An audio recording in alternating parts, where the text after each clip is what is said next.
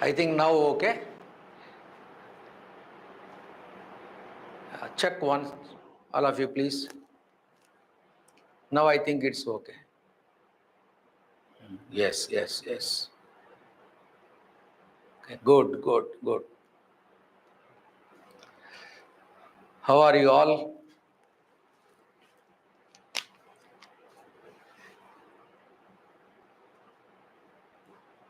Okay, fine. Thank you.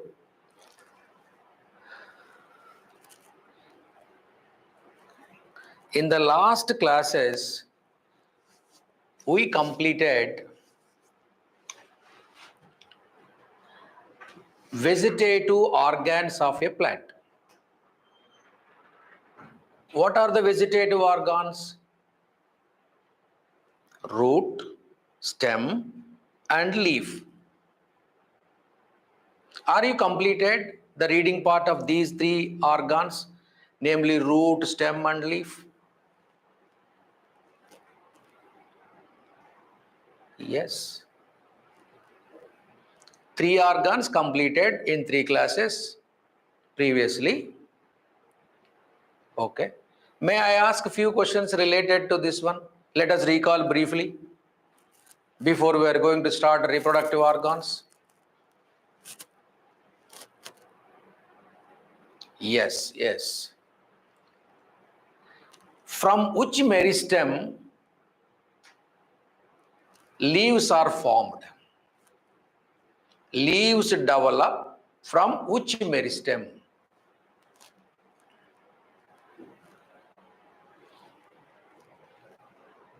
Leaves develop from which meristem I am talking about? I am not asking about the place where leaves are born. Which meristem? Shoot apical meristem. Shoot apical meristem form leaves. Leaves develop from shoot apical meristem. Okay. Leaves are born at nodes. Leaves are born at nodes. A node is a place where leaf arises. Yes, very good. Next. A typical leaf consists of how many parts? A typical leaf consists of how many parts? Very good. 3 parts. Can you say what are those 3 parts? Can you say what are those 3 parts? Yes. Leaf base, petiole, and lamina. Correct? Very good. Leaf base, petiole, lamina. Okay, good. What is pulvinous leaf base? What is pulvinous leaf base? What is meant by pulvinous leaf base? Yes, bulged, swollen. Very good. Pulvinous leaf bases are present in which plants? Pulvinous leaf bases are present in which plants? Yes, very good. They are present in leguminous plants. Leguminous plants. Pulvinous leaf bases are present in some leguminous plants. Good. Okay. What is the main photosynthetic part of the leaf? Easy question. This is easy. What is the main photosynthetic part of the leaf? Yeah, very good. Everybody is giving correct answer. That is the lamina. Very good. Next question. What is meant by venation? What is meant by venation?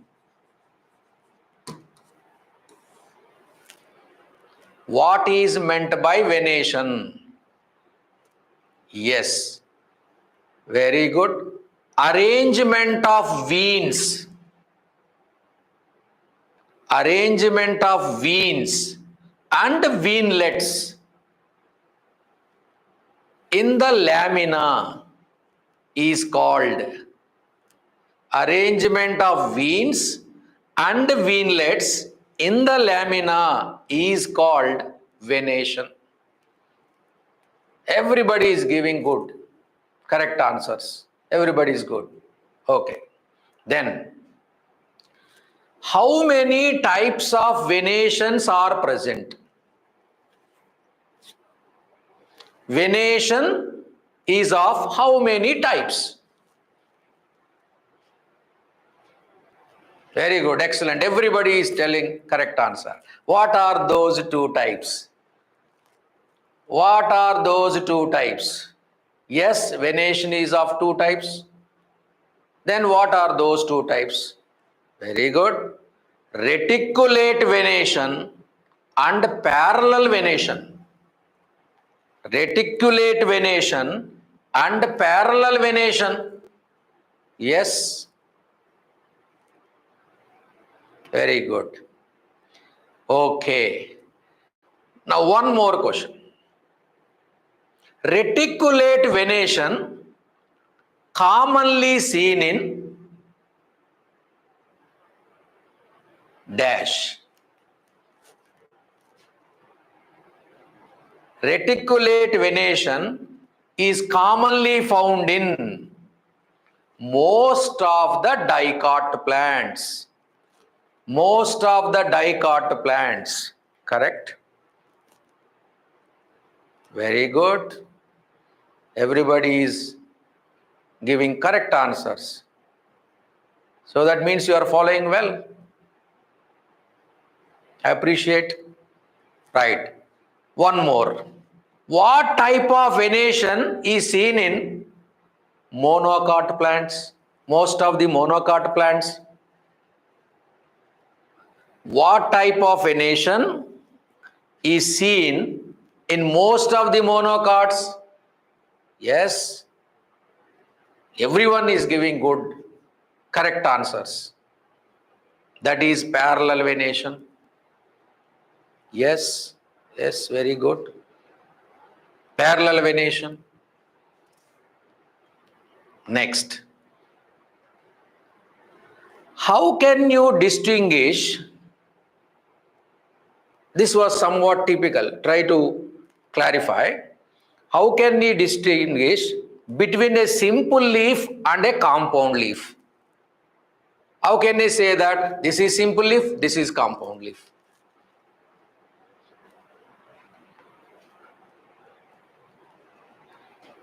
Simple leaf contain single lamina. The lamina may be entire or may have incisions, and the incision should not touches the midrib. Yes, you are correct. Then what is a compound leaf? Simply you can say like this. A leaf with leaflets is called simple leaf. A leaf with leaflets is called simple leaf. So that is the difference between a simple leaf and compound leaf. Okay, now one more important question I will ask. How many types of compound leaves are present? Compound leaves are of how many types? Very good. Everybody is giving correct answers. Two types. Compound leaves are divided into two types.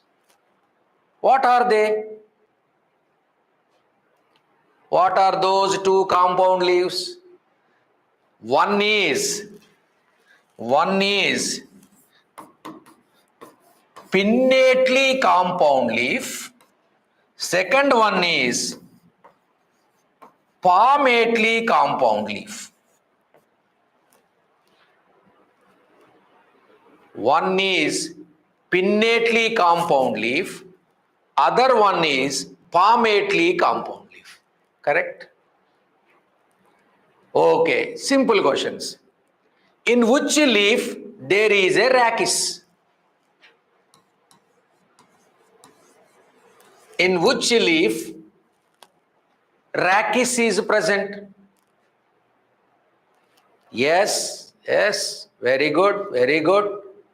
Rachis is present in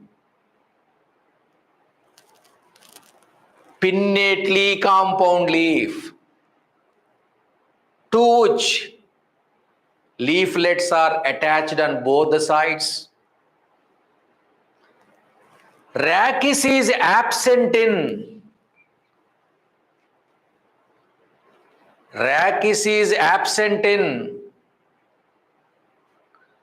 palmately compound leaf. Very good.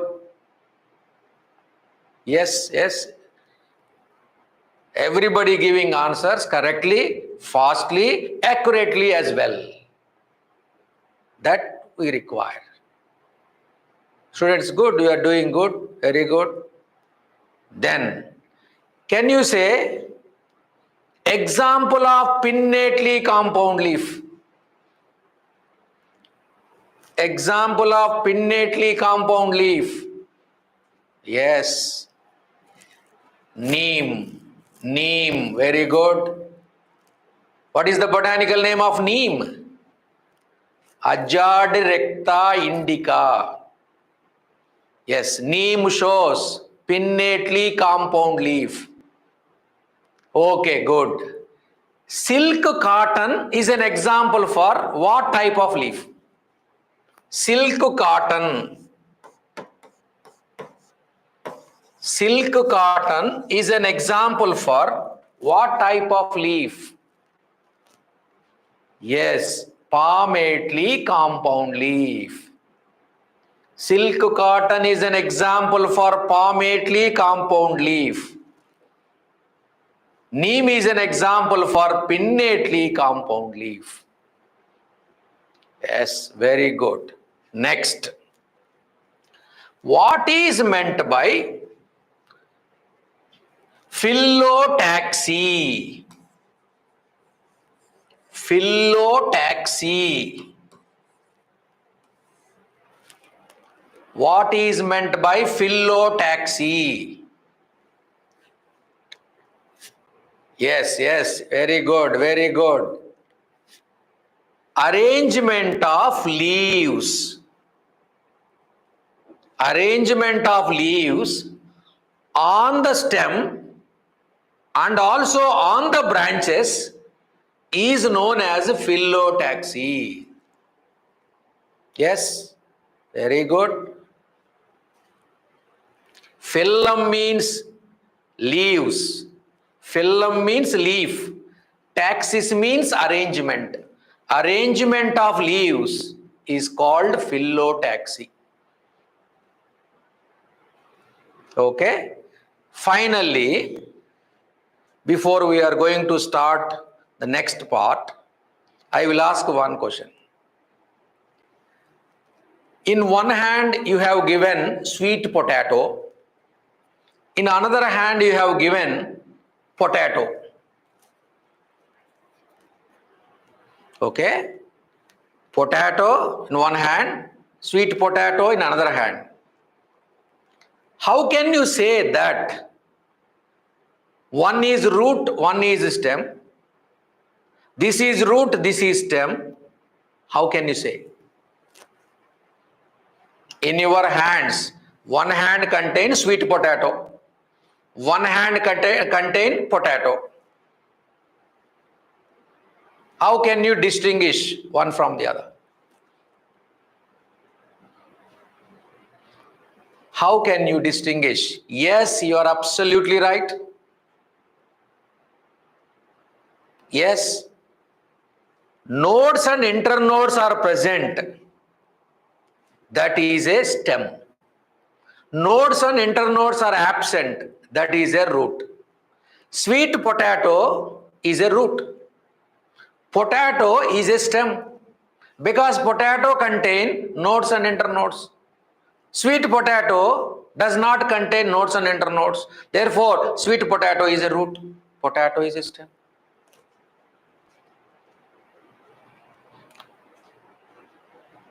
Yes. Very good. Very good. So make it clear now, students. That's all. Just I am checking whether you are reading or not properly. Yeah, you are reading well. Like this, if you follow, definitely your dream come true. Okay.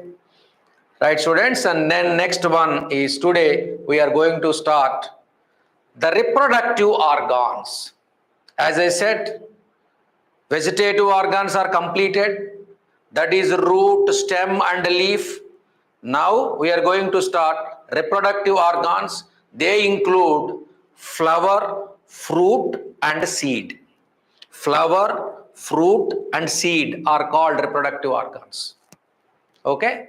First of all, today we will discuss about the flower. Okay. Good. The flower.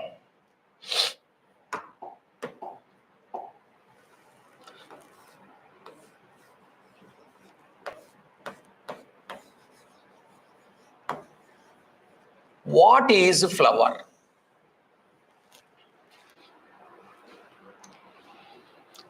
A flower is a modified shoot.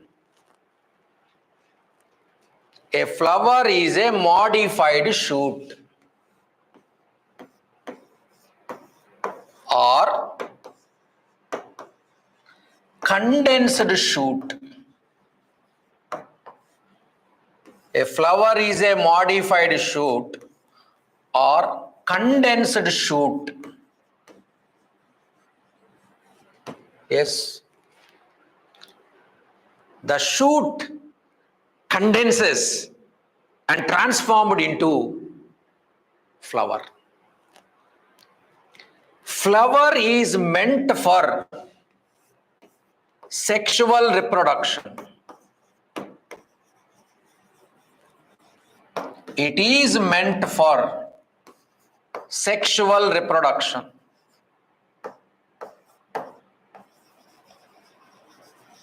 That means flowers are the sites of sexual reproduction. Flower is the site of sexual reproduction. Flower is a modified shoot. Flower is a condensed shoot. Flower is meant for sexual reproduction, and flowers are the sites of sexual reproduction. Right? The smallest flower is that of Wolffia. Smallest flower producing plant is the Wolffia. Smallest flower in the world is the Wolffia. Contrary to that, largest flower in the world is Rafflesia. Largest flower, Rafflesia.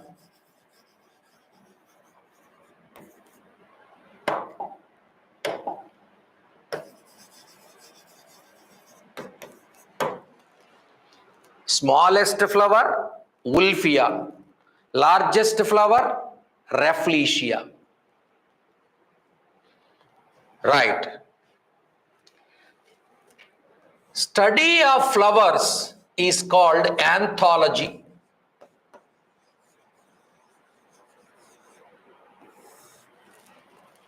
The branch of botany that deals with the study of flowers is known as anthology.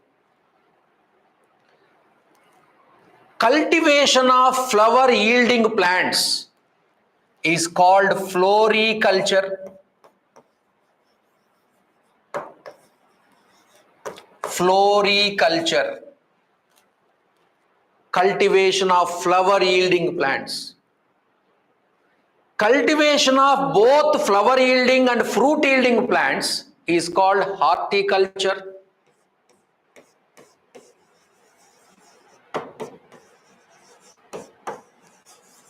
It is a broad term, and one branch of horticulture which deals with the cultivation of flowers, flower yielding plants, is called floriculture. This is about the introduction to flower. Flower is a modified shoot or condensed shoot. Flower is meant for sexual reproduction.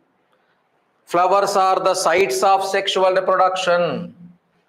Smallest flower in the world is the Wolfia. Largest flower in the world is Rafflesia. The study of flowers is called anthology. And the study of flower yielding plants is called floriculture. The study of flower yielding and fruit yielding, a broad term, is called the horticulture. Okay. Now let us see the structure of a flower.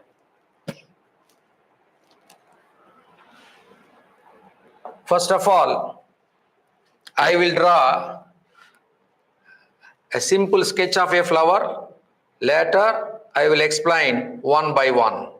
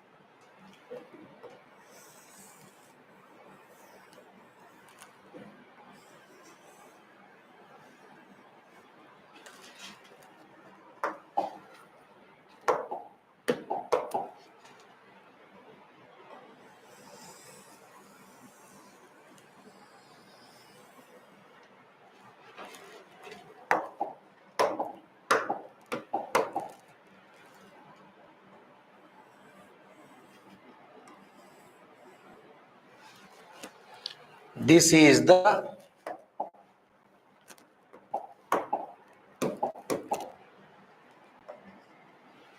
structure of a flower. Simple and easy to understand. Okay. See, the stalk of the flower is known as pedicel. What is pedicel? The stalk of the flower is known as pedicel. Okay. The tip of the pedicel is swollen. See here.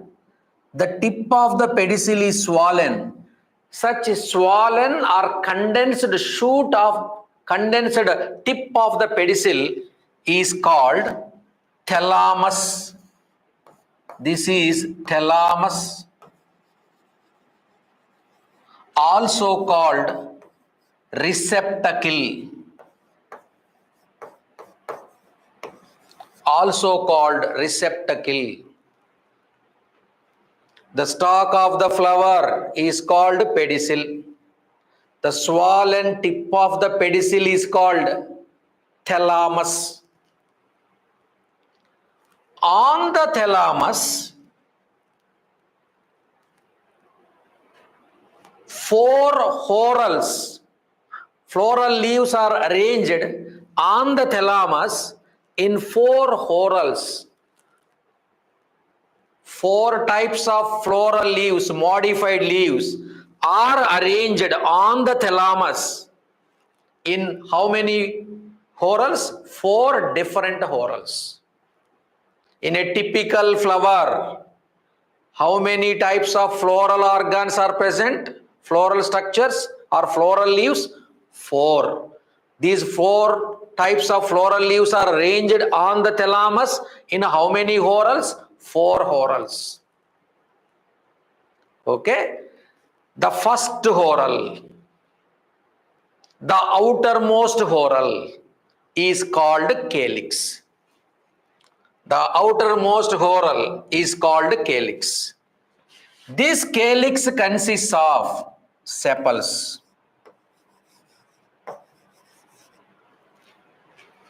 The outermost whorl, calyx.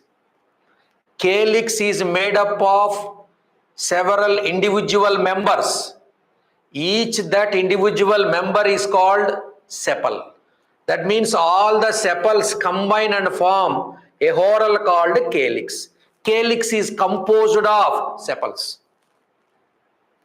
Generally, the sepals are green in color, and these sepals helps in protection during bud stage. Okay, these are the sepals. I told you it is made up of several sepals. All the sepals may be united or the sepals may be free. If all the sepals are united with each other, that is called gamocephalous. Gamocephalous. Sepals are fused. It is called gamocephalous. When sepals remain free, they are individually present, then it is called polycephalous. Polycephalous. Okay. Calyx is composed of sepals. All the sepals may be free or may be fused. When they are fused, gamocephalous. When they are free, polycephalous. Generally, after flower become fruit, the sepals may drop off. Sepals may be drop off. But in some plants, the calyx is permanently present. This is called persistent calyx. This is called persistent calyx. This persistent calyx is seen in brinjal. Calyx is persistent in brinjal. Very important, neat question. What is persistent calyx? Give an example. What is persistent calyx? Give an example. Generally, calyx may drop off, but in some plants like brinjal, the calyx is present permanently.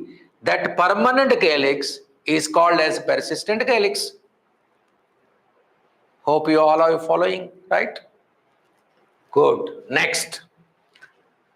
See, second whorl of the flower, this yellow color one, second whorl of the flower is called corolla. Second whorl of the flower is called corolla. Corolla is made up of individual parts. These individual parts are called petals. The individual member of corolla is called petal. That means all the petals constitute corolla. Corolla is composed of petals. All the petals combinedly known as calyx. Similarly, the petals in the corolla may remain free or may be fused. They remain free or may be fused. If all the petals remain fused, such a condition is called gamopetalous. Gamopetalous. When the petals are free, separated, freely present, we can count the number, then it is called polypetalous. Polypetalous. Yes. Don't confuse these four words.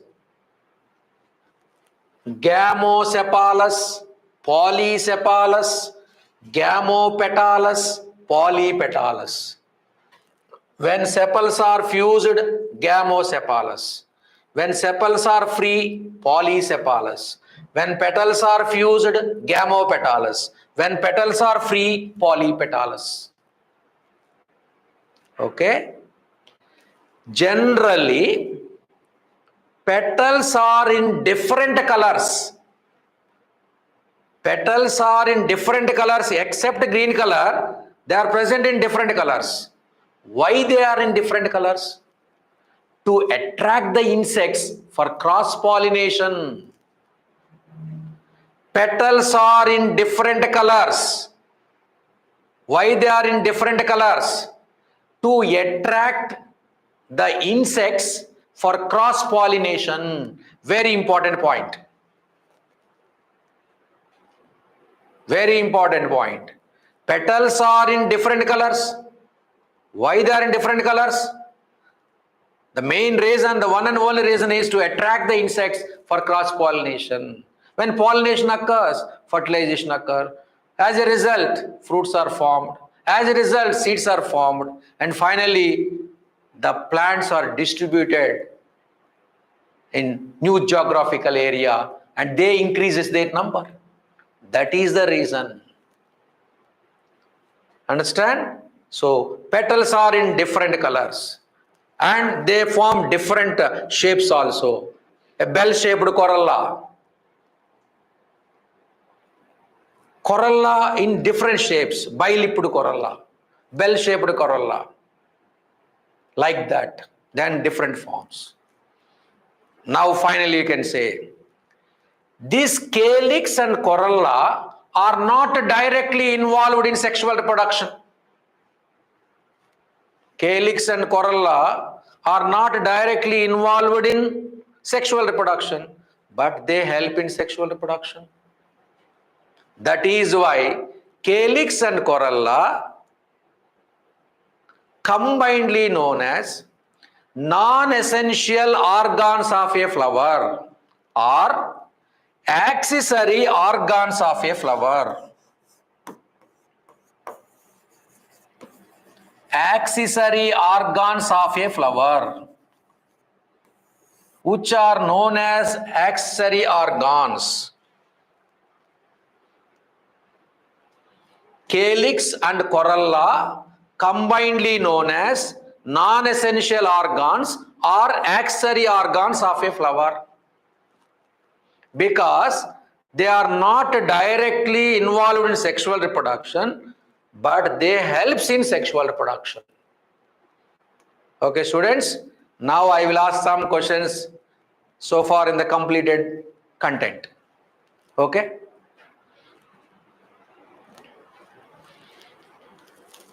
What is pedicel? What is pedicel? Tell me, what is pedicel? Stalk of the flower is called pedicel. Very good. What is petiole? What is petiole? Anybody? What is petiole? I told you already what is pedicel. Stalk of the flower. What is petiole? Stalk of the leaf. Stalk of the leaf. Petiole. Stalk of the Flower, pedicel. Then what is peduncle? What is peduncle?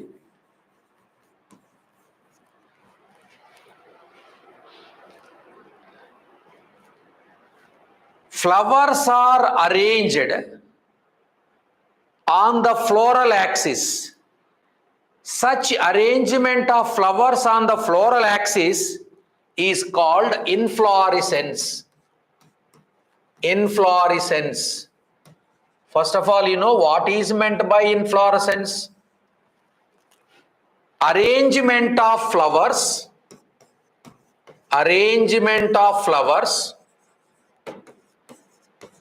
on the floral axis.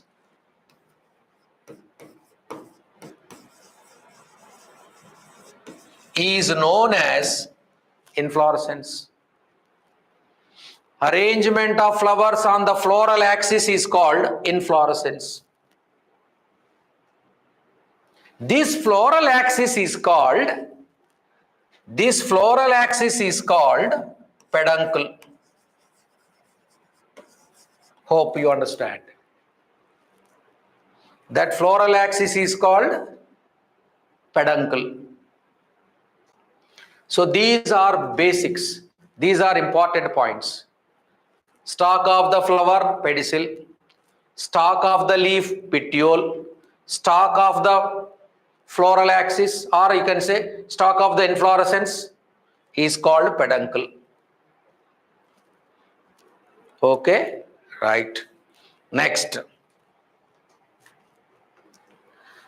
Smallest flower. Smallest flower is that of which plant? Smallest flower is that of which plant? Wolffia. Very good, very good. Smallest flower is that of Wolffia. Very good. Largest flower yielding plant. Largest flower yielding plant. Yes, Rafflesia. Largest flower yielding plant. Rafflesia. Very good, very good. Right. What is meant by floriculture? What is meant by floriculture? Simple. What is floriculture? Cultivation of flower yielding plants. Cultivation of flower yielding plants is called floriculture. Yes. Very good, very good. Then, what is a thalamus? What is a thalamus? Simple. The swollen tip of the pedicel. The swollen tip of the pedicel is called thalamus. I told you another name also. What is that? Another name of thalamus. Another name of the thalamus is receptacle. Receptacle. Very good. Okay, finally, which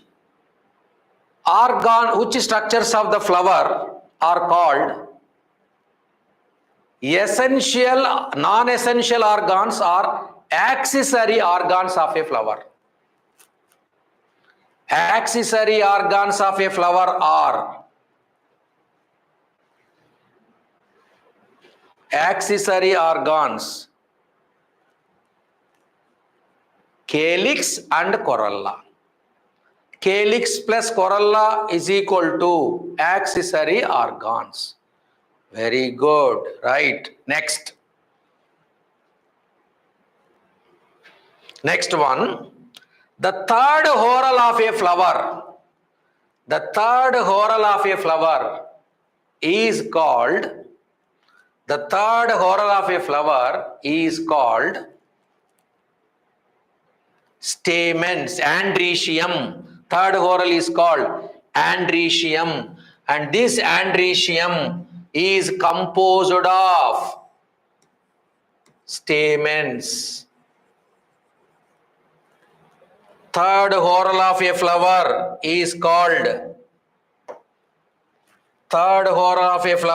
is called Androecium.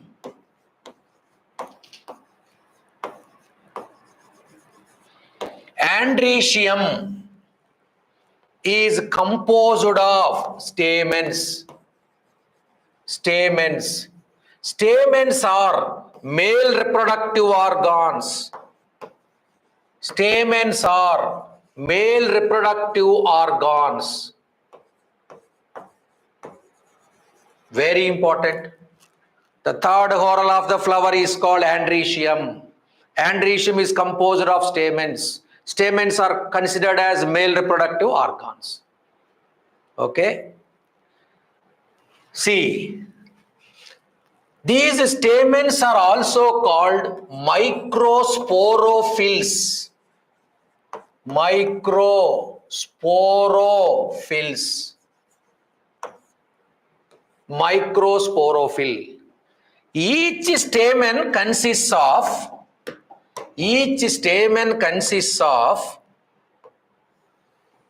two parts. Each stamen consists of two parts. One is filament and the second one is the anther. Okay, this is the stamen. A stamen consists of filament plus anther. Anther is the fertile region. Anther is the fertile part, and anther contains pollen grains. Anther contain pollen grains. Right. The anther may be dithecous or monothecous.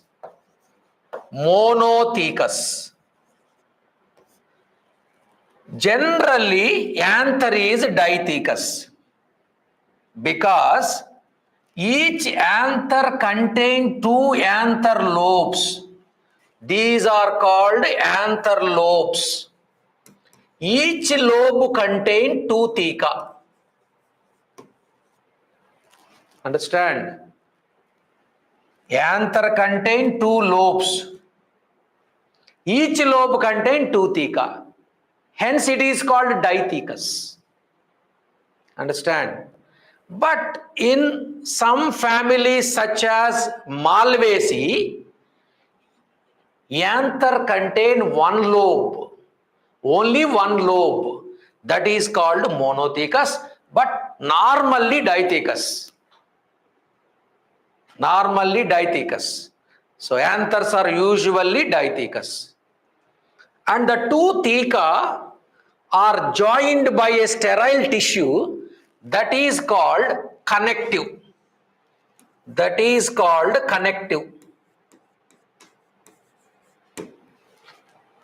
A sterile tissue that hold the two anthers, that join the two anthers, is called as connective tissue. Okay? If you cut open that anther, you will see all of you, this is the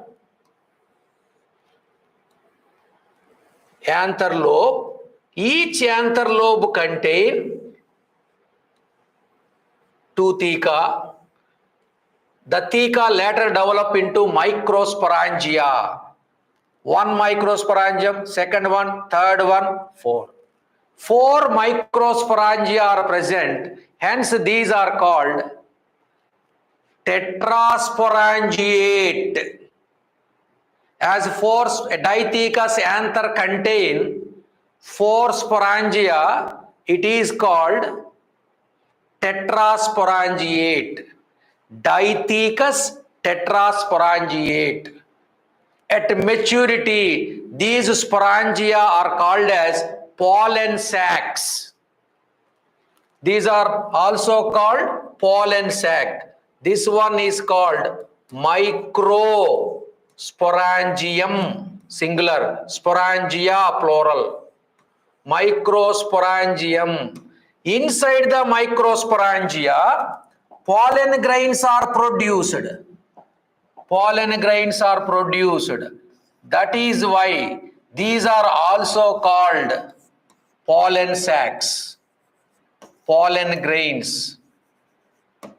Okay. So I repeat again. Androecium, the third whorl of a flower. Androecium is composed of stamens. Stamens are male reproductive organs. Stamens are equivalent to microsporophylls. And anthers are generally dithecous. But however, in some family members, there are monothecous conditions are also present. Generally, a stamen consists of two parts, filament and anther. Anther is the fertile part. Anther contain two anther lobes. The two anther lobes are joined by means of a sterile tissue called connective. And if you cut open the anther, you will find totally 4 microsporangia. Hence it is called tetrasporangiate. Inside the microsporangia, pollen grains are produced. But there are some stamens which does not contain fertile pollen, and those are called staminodes. Very, very important point. Sterile stamens are called staminodes. Very important bit. What are staminodes? Sterile stamens are called staminodes. Sterile stamens are called staminodes. Okay. So this is about Androecium. Okay. And all the stamens in a flower may be free or may be united into bunches or bundles. They may be free. Suppose there are 10 stamens, all the stamens are remain free. That condition is called polyandrous. Polyandrous. Or they may be united into bundles.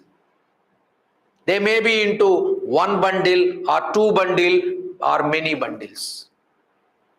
That is what is called cohesion. Okay? Right. Then next one. The last part. We are talking about the structure of a flower. 3 parts are already completed.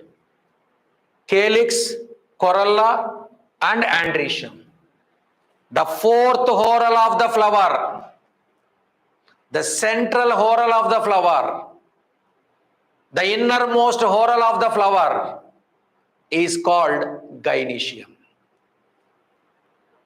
The central whorl of the flower, the 4th whorl of the flower, the innermost whorl of the flower is called gynoecium. The gynoecium is composed of carpels. The gynoecium is composed of carpels.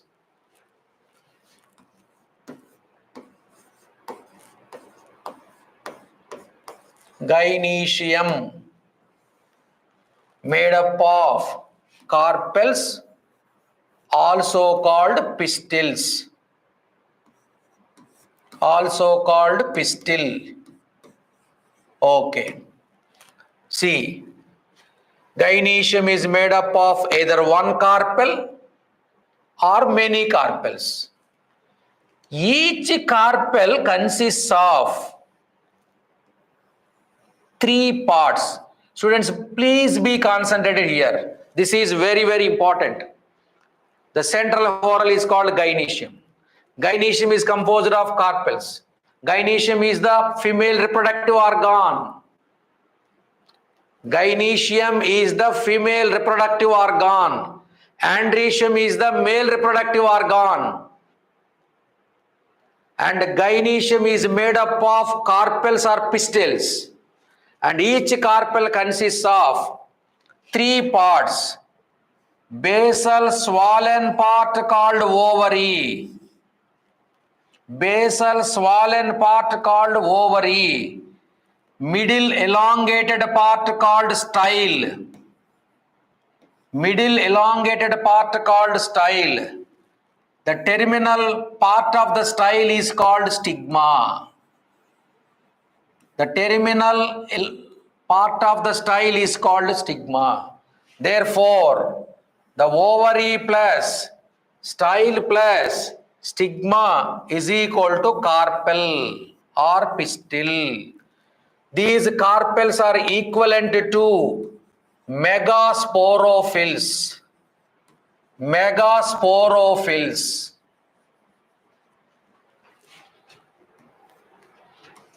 Stamens are equivalent to microsporophylls.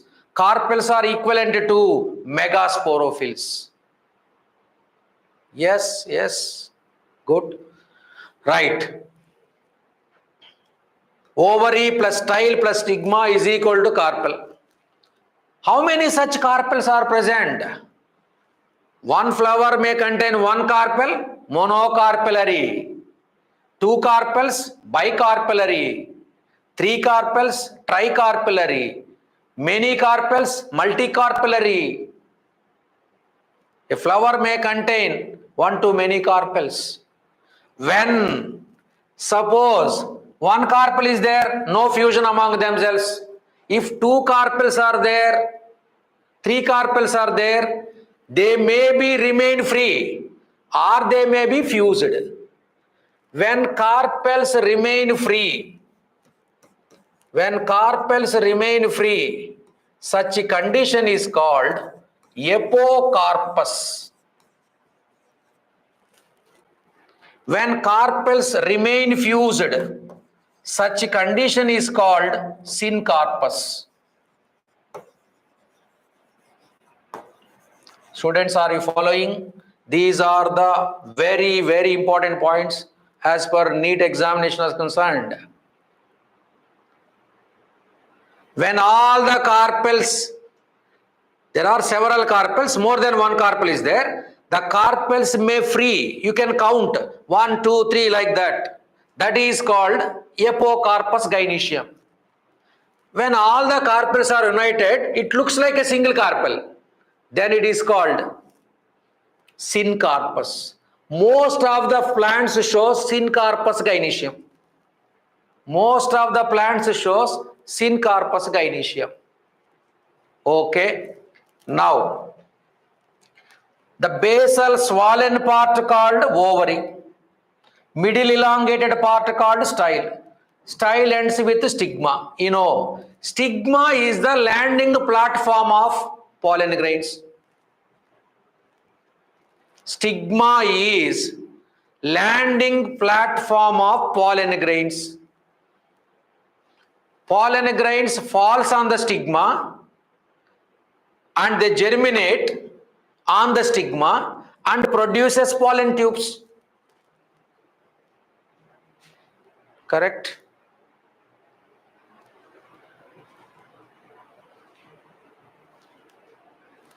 Yes.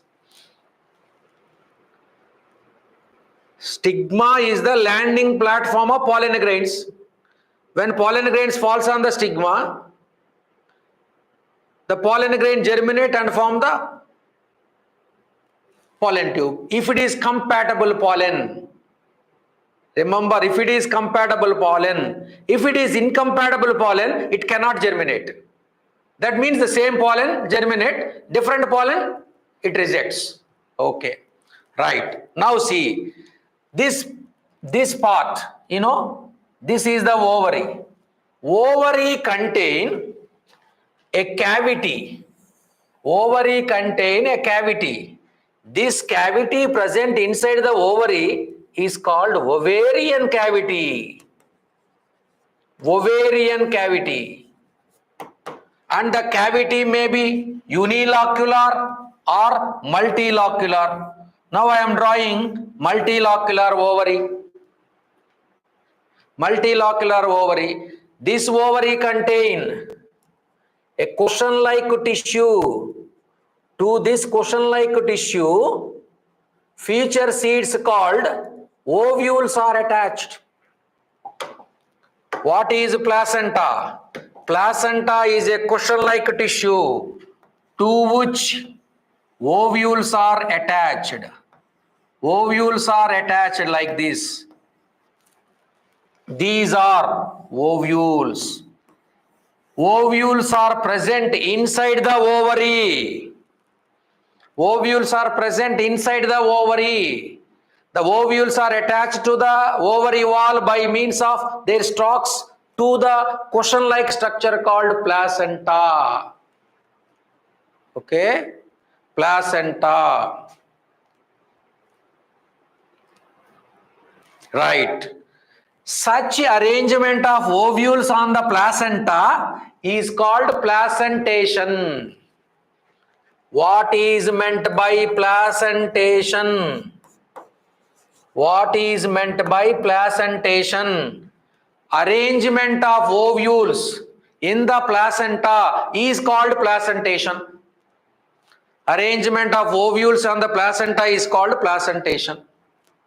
Okay, students? Now, I told you the third whorl and fourth whorl. Third whorl is Androecium, fourth whorl is called Gynoecium. Those are combinedly known as essential organs of the flower or reproductive organs of the flower. So, the reproductive organs of the flower are, or you can say, essential organs of flower are Androecium and Gynoecium. Androecium composed of stamens, which are male reproductive organs, and Gynoecium composed of carpels. So these are essential organs. So accessory organs of a flower are calyx plus corolla. Essential organs of a flower are Androecium and Gynoecium, or stamens and carpels. Understand? Why these are called as essential organs? These are called as essential organs because they are directly involved in sexual reproduction. Because they are directly involved in sexual reproduction. That is why they are called essential organs. Stamens are male reproductive organs. Gynoecium, or that is carpels, are female reproductive organs. Sterile pistils are also present, like sterile stamens I told you. Sterile stamens are called staminode. Sterile pistil is called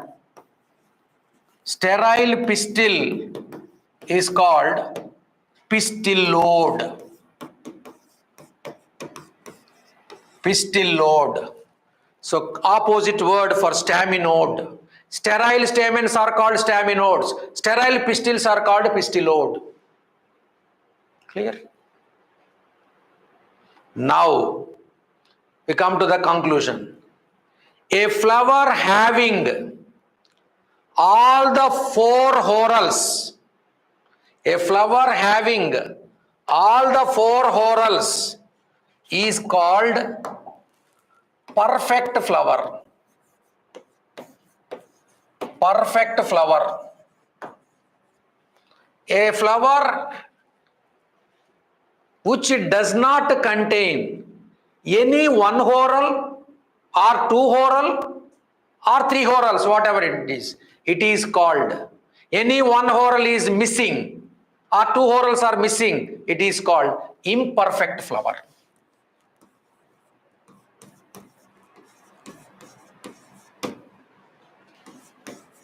Perfect flower, imperfect flower. Now, tell me here, all the four whorls are present, it is called complete flower. Sorry, here see, complete flower.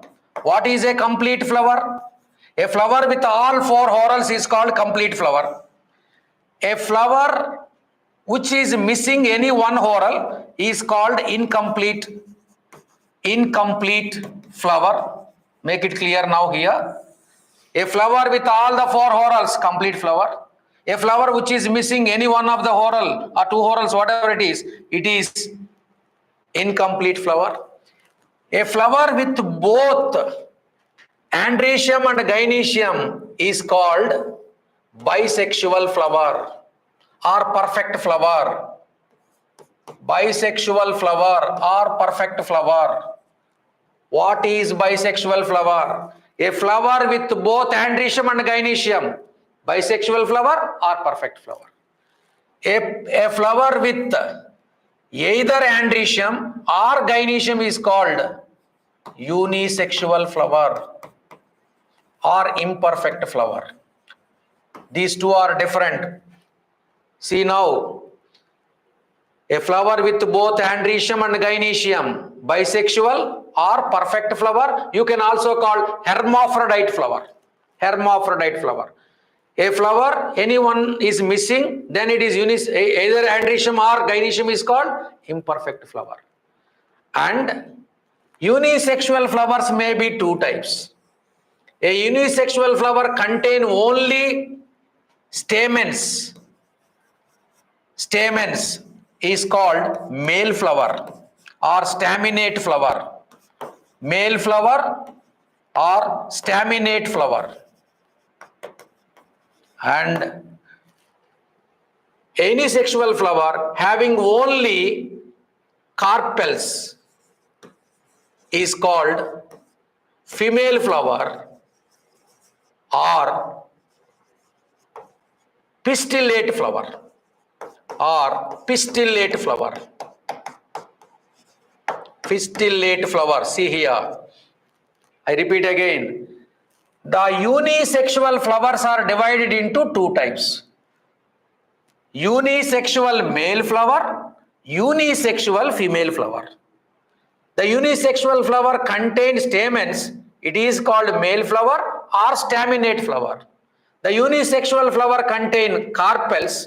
Then it is called female flower or pistillate flower. So unisexual flowers are two types. That's all, students, today. And we continue in the next class. Now you can ask any doubts fastly. I hope you understand, everyone. Thank you for listening. And in the next class, when you come, I will ask the questions and then go for the next topic. Thank you. Thank you, one and all.